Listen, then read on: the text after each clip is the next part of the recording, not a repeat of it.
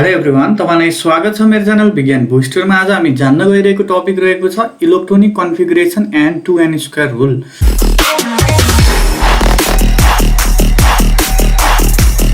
दुईटा टपिक आज हामी डिस्कसन गर्नेछौँ। फर्स्ट टपिक रहेको छ इलेक्ट्रोनिक कन्फिगरेसन र अर्को टपिक रहेको छ 2n² रुल। यो दुईटै टपिक चाहिँ क्लास 8 को लागि एकदमै इम्पोर्टेन्ट टपिक रहेको छ। केमिस्ट्रीको वान अफ द इम्पोर्टेन्ट टपिकको रूपमा चाहिँ दुवै टपिकहरू रहेका छन् भनेर बुझ्न सकिन्छ। हिस्ट्रीबाट जानेछौँ। इलेक्ट्रोनिक कन्फिगरेसन सुरुमा चाहिँ हजुरलाई म भन्नेछु, त्यसपछि चाहिँ हामी 2n² रुलको बारेमा चाहिँ जान्नेछौँ। जस्तो in 1921 Bohr and Bury propose a scheme to describe the arrangement of electron various orbits or energy level around the nucleus of an atom भनेको छ। बोर र ब्युरी भन्ने साइन्टिस्टले चाहिँ 1921 मा चाहिँ एउटा मोडल तयार गरे कि कसरी चाहिँ इलेक्ट्रोनहरू एरेन्ज हुन्छ त एउटा अर्बिट या इनर्जी लेभलमा चाहिँ हैन, around the nucleus of an एटममा चाहिँ कसरी इलेक्ट्रोन्सहरू एरेन्ज हुन्छ त्यसको बारेमा चाहिँ उनले स्टडी गरे, एउटा मोडल तयार गरेर चाहिँ उनले दिएका थिए भनेर भन्न सकिन्छ। जस्तो हजुरले यहाँनिर एटमको स्ट्रक्चर देख्न सक्नुहुन्छ। अब यो सेन्टर पोर्सन भन्ने बित्तिकै यसलाई हामी न्युक्लियस भनिन्छ। वरिपरिको लाइनिङ्सहरू भनेको चाहिँ यसलाई सेल या अर्बिट भनेर भनिन्छ, जुन चाहिँ इलिप्टिकल आकारको हुने गर्दछ। इलिप्टिकल भन्ने बित्तिकै सर्कुलर नभएर चाहिँ हाम्रो चाहिँ यस्तो अन्डा आकारको या ओभल सेपको हुने गर्दछ भनेर भन्न सकियो। अर्बिट या एनर्जी लेभल भन्ने बित्तिकै यसलाई अर्बिट पनि भनिन्छ। यो वरिपरि भएको चाहिँ अर्बिट पनि भनिन्छ। यसलाई हामी इनर्जी लेभल पनि भन्न सक्छौँ। यही अनुसार चाहिँ उनले डिफाइन गरे इलेक्ट्रोनिक कन्फिगरेसन भन्ने बित्तिकै एउटा systematic distribution. The systematic distribution of electron in various orbit or energy level around the nucleus of an atom is called electronic configuration भनेर उनले चाहिँ इलेक्ट्रोनिक कन्फिगरेसनलाई चाहिँ डिफाइन गरे। अर्बिट र सेललाई चाहिँ ड्र गर्दाखेरि चाहिँ हामीले सर्कल नै बनाएर ड्र गर्छौँ। यसलाई अर्बिट पनि भनिन्छ, यसलाई इनर्जी लेभल पनि भनिन्छ। अब यो इनर्जी लेभल चाहिँ अब जति अर्बिट्सहरू बढ्दै जान्छ इनर्जी लेभल पनि बढ्दै जान्छ। First energy level, second energy level पनि भन्छ, या यसलाई हामी सेल पनि भन्न सक्छौँ। First shell, second shell, third सेलहरू भनेर भन्छौँ। अब यहाँनिर प्रत्येक सेलको चाहिँ आफ्नै क्यापेसिटीहरू रहेको हुन्छ। यति चाहिँ इलेक्ट्रोनिक कन्फिगरेसनको बारेमा रहेको चाहिँ यो दुईटा पोइन्ट थाहा पाउनु भयो भने हजुरले बुझ्नुभयो। भन्नाले इलेक्ट्रोन्सहरू चाहिँ कुनै पनि अर्बिट या सेलमा चाहिँ या इनर्जी लेभलमा चाहिँ कसरी चाहिँ एरेन्ज भएको हुन्छन् या कसरी चाहिँ डिस्ट्रिब्युट भएको हुन्छ, त्यसैको अध्ययनलाई त्यही सिस्टमेटिक डिस्ट्रिब्युसनलाई नै हामी के भन्छौँ, इलेक्ट्रोनिक कन्फिगरेसन भनेर भन्छौँ भनेर चाहिँ बुझ्न सक्नुहुन्छ। त्यसपछि रहेको चाहिँ 2n² रुल। 2n² चाहिँ यान, अब यहाँ 2 छ, यान स्क्वायर छ। यान भन्ने बित्तिकै यो चाहिँ नम्बर अफ सच सेललाई चाहिँ रिप्रेजेन्ट गर्छ। एटमको स्ट्रक्चर बनाउँदाखेरि चाहिँ कतिवटा सेलको नम्बर रहेको छ या कतिवटा अर्बिटहरू रहेको छन्, त्यसलाई चाहिँ हामी यानले रिप्रेजेन्ट गर्छौँ। यानले रिप्रेजेन्ट गर्दाखेरि जस्तो अब यो न्युक्लियस भइहाल्यो, सेन्टर पोर्सन भनेको हजुरको न्युक्लियस भइहाल्यो। त्यसपछिको फर्स्ट सेल रहेको छ, फर्स्ट सेललाई हामीले के ले डिनोट गर्छौँ, फर्स्ट सेललाई हामी के सेल भन्छौँ। त्यसपछि सेकेन्ड सेल रहेको छ, सेकेन्ड सेललाई यल सेल भन्छौँ। 3 भनेको चाहिँ थर्ड सेललाई चाहिँ हामी याम सेल भन्छौँ। फोर्थ नम्बरको सेल रहेको छ यान सेल। यान सेल भन्ने बित्तिकै लास्ट, अब अहिलेको 4वटा सेलको कुरा गर्दाखेरि लास्ट सेल भनेको चाहिँ यान सेल रहेको छ भनेर बुझ्न सक्नुहुन्छ। The shell or the orbit are named as K, L, M, N, O, P and Q according to the distance from the nucleus of an atom is shown in the given figure भनेको छ।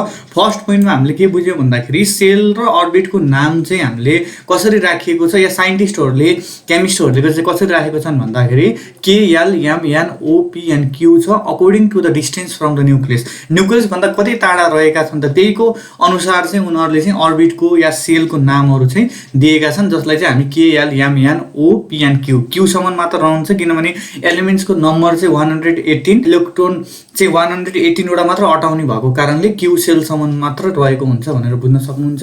Note भनेर तल दिएको छ, electrons are distributed systematically in different shells or orbit भनेको छ। अब यो सेल र अर्बिटमा चाहिँ इलेक्ट्रोनहरू चाहिँ एकदम सिस्टमेटिक रूपमा चाहिँ डिस्ट्रिब्युट भएको हुन्छन्, जिगज्याग तरिकाले, विथआउट रुल बिना चाहिँ हुँदैन भन्ने कुरा पनि हजुरले बुझ्न सक्नुहुन्छ। अब कसरी डिस्ट्रिब्युट भएको हुन्छन् त, कतिवटा इलेक्ट्रोन हुन्छन् एउटा लाइक स्पेसिफिक सेलमा चाहिँ या सर्टेन सेलमा चाहिँ कतिवटा नम्बर अफ इलेक्ट्रोन्सहरू रहेको हुन्छन्, त्यसलाई चाहिँ निकाल्दाखेरि हामीले कुन फर्मुला युज गर्छौँ भन्दाखेरि 2n² रुल भन्ने फर्मुला चाहिँ युज गर्छौँ। यो क्लास 8 मा चाहिँ यति कुराहरू चाहिन्छ। अब नेक्स्ट पोइन्ट रहेको छ 2n² रुलकै, the number of electrons that can be accommodated by a certain shell or orbit can be determined by the 2n² rule भनेको छ। मैले भने कुनै पनि पर्टिकुलर सेलमा चाहिँ कतिवटा electron, how many number of electron can be accommodated, होइन, कतिवटा चाहिँ रहन्छन्, कतिवटा पाइन्छन्, होइन, त्यसलाई निकाल्नको लागि चाहिँ हामीले 2n² रुल भन्ने फर्मुला लगाउँछौँ। इन 2n² रुल अब यो पोइन्टमा हेर्नु हजुरले n represent the number of shell or orbit भनेको छ। अब यहाँनिर यान भनेको मैले अगाडि पनि फर्स्टमै पनि भनिहालेँ, यानले के कुरालाई रिप्रेजेन्ट गरिरहेको छ भन्दाखेरि नम्बर अफ सेल या अर्बिट। कुनै पनि पर्टिकुलर एटममा चाहिँ या हजुरले स्ट्रक्चर अफ एटम बनाउनु भयो होइन, मानव हाइड्रोजन, हिलियम, लिथियम या कुनै युरानियम पर्टिकुलर एटमको स्ट्रक्चर बनाइराख्नु भएको छ भने त्यहाँ भएको सेल या अर्बिटलाई हामीले डिनोट गर्दाखेरि चाहिँ यानले डिनोट गर्छौँ। यदि यान इक्वल टु 1 छ भने त्यो पर्टिकुलर एटमको चाहिँ एउटा मात्र अर्बिट रहेको छ भनेर बुझ्न सकियो। यान इक्वल टु 2 छ भने 2टा अर्बिट, यान इक्वल टु 3 छ भने 3वटा अर्बिट रहेको छ भन्न सकियो। जस्तो यही एटमको स्ट्रक्चर हेर्नु, यहाँ 4वटा अर्बिटहरू रहेको छ। 4वटा भएपछि यो यानको भ्यालु चाहिँ यहाँनिर 4 रहेको हुन्छ भनेर हजुरले बुझ्न सक्नुहुन्छ। डेफिनेसन के रहेको छ त, अब यो माथिको कुराहरूलाई हामीले समराइज गर्दाखेरि चाहिँ के डेफिनेसन बनाउन सक्छौँ भन्दाखेरि the rule that determines the maximum number of electrons that can be accommodate in different shells of an atom equal to n² rule भनेको छ। एउटा यस्तो रुल जसले के डिटर्माइन गर्छ भन्दाखेरि म्याक्सिमम नम्बर अफ इलेक्ट्रोन कति रहेको हुन्छ त, that can be accommodate in different shells of an atom, that we call 2n² rule भनेको छ। कुनै पनि पर्टिकुलर सेल या अर्बिट या इनर्जी लेभलमा चाहिँ म्याक्सिमम नम्बर अफ इलेक्ट्रोन कति एकोमोडेट हुन सक्छ, कतिवटा इलेक्ट्रोनहरू रहेको हुन्छन् होइन, त्यो कुरा पत्ता लगाउने फर्मुलाको रूपमा चाहिँ 2n² रुल रहेको छ भनेर यहाँ डेफिनेसनले भनेको छ। यो चाहिँ याद गर्नु होला, यो नोटमा हजुरले कपी पनि गर्न सक्नुहुन्छ।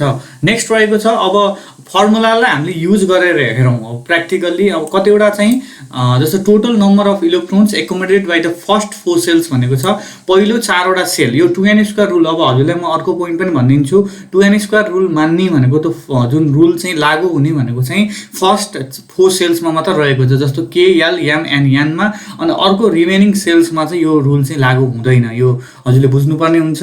जस्तो के सेल भन्ने बित्तिकै फर्स्ट सेल रहेको कारणले भ्यालु चाहिँ हजुरको यान इक्वल टु 1 हुन्छ। अब maximum number of electron in the के सेल या के अर्बिटमा चाहिँ कति रहेको हुन्छ त्यसलाई निकाल्नको लागि 2n² भन्ने फर्मुला लगाइदिनु।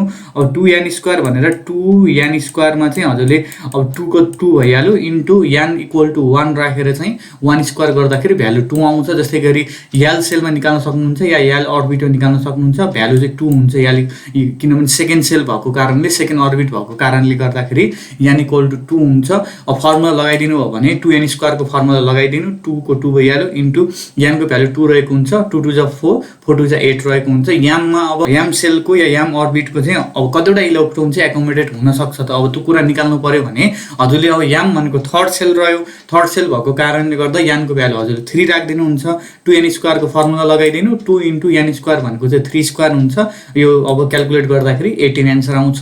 भन्नाले 18वटा इलेक्ट्रोन म्याक्सिमम इलेक्ट्रोन चाहिँ 18 एकोमोडेट हुन सक्दो रहेछ याम सेलमा भनेर बुझ्न सकियो। 18 भन्दा बढी हुन सक्दो रहेछ अकर्डिङ टु 2n² रुल भनेर यहाँबाट थाहा पाइयो। यान भन्ने बित्तिकै फोर्थ सेल रहेको छ, फोर्थ सेल भन्ने बित्तिकै हजुरको चाहिँ यान इक्वल टु 4 नै भइहाल्यो।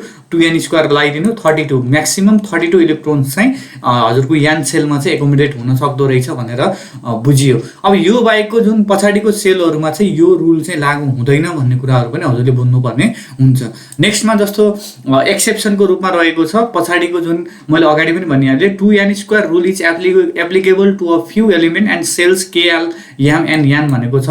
2n² रुल चाहिँ only it is applicable to few elements. Few एलिमेन्टमा पनि कस्तो खाले एलिमेन्ट चाहिँ भन्दाखेरि हजुरको जसमा चाहिँ जसको एटमिक स्ट्रक्चर बनाउँदाखेरि चाहिँ 4वटा मात्र हजुरको चाहिँ सेल रहेको हुन्छ, त्यस्तो एलिमेन्टमा मात्र यो एप्लिकेबल रहेको हुन्छ।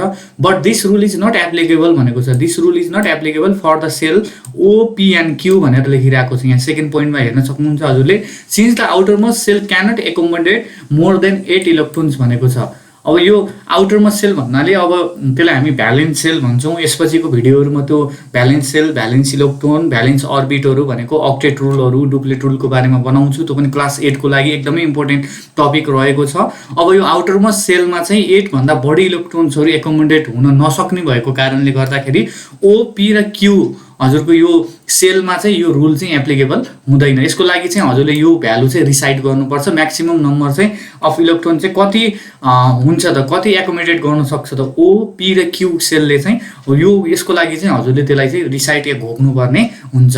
The maximum number of electrons that can be accommodate by the shells O P and Q भन्ने बित्तिकै ओमा चाहिँ 32 इलेक्ट्रोन्स हुन्छ भने पीमा चाहिँ हजुरको 18 इलेक्ट्रोन्स रहेको हुन्छ अनि क्यूमा चाहिँ 8 इलेक्ट्रोन्सहरू चाहिँ म्याक्सिमम चाहिँ यति इलेक्ट्रोन चाहिँ एकोमोडेट हुन सक्छ भनेर चाहिँ हजुरले इनर्सको लागि चाहिँ याद गर्नुपर्छ। तर फर्स्ट 4 सेलको लागि चाहिँ हजुरले याद गर्नु परेन, त्यसको लागि डाइरेक्टली 2n² रुल लगाउन सक्नुहुन्छ। अब अर्को तलतिर एउटा केही पोइन्ट रहेको छ, दुईटा पोइन्ट रहेको छ। The energy level increases gradually from the first shell to the last shell of an atom भनेको छ। यो पनि बुझ्नु, अगाडि पनि मैले भने सेल या अर्बिटलाई हामीले इनर्जी लेभल पनि भन्छौँ। जस्तो यहाँनिर हेर्न सक्नुहुन्छ, इनर्जी लेभल भन्ने बित्तिकै सेन्टरलाई त हामी न्युक्लियस भनिहाल्छौँ, सेन्टरलाई न्युक्लियस भनिहाल्यो। त्यसपछि हामी अर्बिटका कुराहरू गर्छौँ, फर्स्ट अर्बिट, सेकेन्ड, थर्ड र फोर्थ अर्बिट रहेको छ। अब यो इनर्जी लेभल चाहिँ ग्रेजुअली इन्क्रिजिङ हुन्छ, यो बुझ्नु पर्यो हजुरले। जतिवटा हाम्रो नम्बर अफ सेल चाहिँ बढ्दै जान्छ या नम्बर अफ अर्बिटहरू बढ्दै जान्छ, इनर्जी लेभल पनि त्यसरी चाहिँ इन्क्रिज हुँदै जान्छ। यो कुरा बुझ्न सक्नुहुन्छ। जस्तो फर्स्टलाई हामी first energy level, second energy level, third र फोर्थ इनर्जी लेभल भन्छौँ। यो हायर क्लासमा एकदमै इम्पोर्टेन्ट टपिकहरू रहेको छ। अहिले इनर्जी लेभल चाहिँ यसलाई भनिन्छ भनेर चाहिँ यति बुझ्नु हजुरले। अब हायर क्लासमा जानुभयो भने हजुरले ग्राउन्ड स्टेटका कुरा, एक्साइटेड स्टेटहरू, धेरै कुराहरू पढ्नुपर्ने भएको कारणले गर्दा अब अहिलेको लागि चाहिँ हजुरले अर्बिटलाई चाहिँ अर्को नामको रूपमा चाहिँ हामीले इनर्जी लेभल पनि भन्दो रहेछौँ है भनेर चाहिँ भन्न सक्नुहुन्छ। अब नेक्स्ट पोइन्ट रहेको छ, so electrons are filled from the first shell that is shell K to higher shell that is from lower energy level to higher energy level. अब यो लास्ट पोइन्टले के भन्न खोजिरहेको छ भने अब हजुरले कुनै पनि एटमको चाहिँ अब एटोमिक स्ट्रक्चर ड्र गर्नुपर्ने हुन्छ। ड्र गर्दाखेरि चाहिँ अब इलेक्ट्रोनलाई फिल गर्दाखेरि अब कुन सेललाई चाहिँ प्रायोरिटी दिने त भन्दाखेरि हामीले फर्स्ट सेलबाट सुरु गर्छौँ या फर्स्ट इनर्जी जुन चाहिँ सेल के, जस्तो यहाँनिर हेर्न सक्नुहुन्छ हजुरले। जस्तो फर्स्ट सेल भन्ने बित्तिकै के सेल रहेको छ, हामीले इलेक्ट्रोन फिल गर्दाखेरि चाहिँ के सेलबाट चाहिँ स्टार्ट गर्छौँ। त्यसपछि हामी सेकेन्ड इनर्जी लेभलमा जान्छौँ, त्यसपछि एल, एम अनि यानमा चाहिँ हामी इलेक्ट्रोन अब कति त्यहाँ म्याक्सिमम कति नम्बर अफ इलेक्ट्रोन चाहिँ एकोमोडेट गर्न सकिन्छ पर्टिकुलर एटमको लागि, त्यो हेरेर चाहिँ हामीले त्यो एटमको स्ट्रक्चरहरू बनाउँदै जान्छौँ, इलेक्ट्रोन्सको नम्बरलाई थप्दै जाने गर्दछौँ। जस्तो फर्स्टको लागि हजुरको दुईवटा मात्रै इलेक्ट्रोन राखेको छ, दुईवटा मात्रै इलेक्ट्रोन राख्नुको पनि रिजन छ। फेरि अब हामीले भन्न त फर्मुला अनुसार त 2n² गर्दाखेरि म्याक्सिमम भनेको दुईटै इलेक्ट्रोन रहेको हुन्छ, त्यही भएर फर्स्ट के सेलमा चाहिँ दुईटै मात्रै इलेक्ट्रोन चाहिँ एकोमोडेट हुन सक्छ भनेर चाहिँ अब यसरी ड्र गर्नुपर्ने हुन्छ हजुरले हाइड्रोजनदेखि क्याल्सियमसम्मको लागि। यति नै रहेको छ 2n² रुल र इलेक्ट्रोनिक कन्फिगरेसनको कन्सेप्ट चाहिँ। भिडियोलाई सुरुदेखि अन्तिमसम्म रिपिट गरी हेर्नु होला। भिडियो राम्रो लागेमा चाहिँ सेयर पनि गरिदिनु, लाइक पनि गरिदिनु र केही कुराहरू क्वेसनहरू रहेको छ भने कमेन्ट सेक्सनमा चाहिँ राख्न सक्नुहुन्छ। धन्यवाद।